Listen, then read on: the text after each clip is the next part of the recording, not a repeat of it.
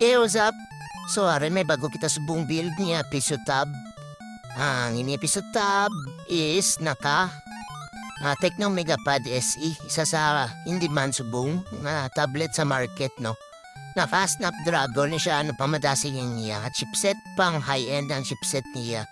So, hindi nga episode tab. So, try natin niya hulugan.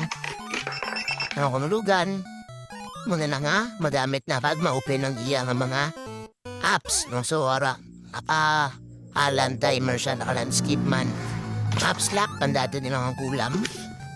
So, madasig niya siya, naka 8GB RAM naman.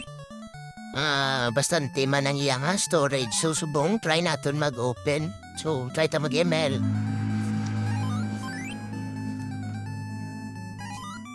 Para taway lang, naka 11 inches na siya nga screen. Metal naman din ang iya nga frame, no? Para madasig niya siya mag-load kag namin yung display naka-IPS na. So, baton man ko, cash, COD, or porsentuhan, depende sa lugar. Ang porsentuhan is 50-50. So, team lang.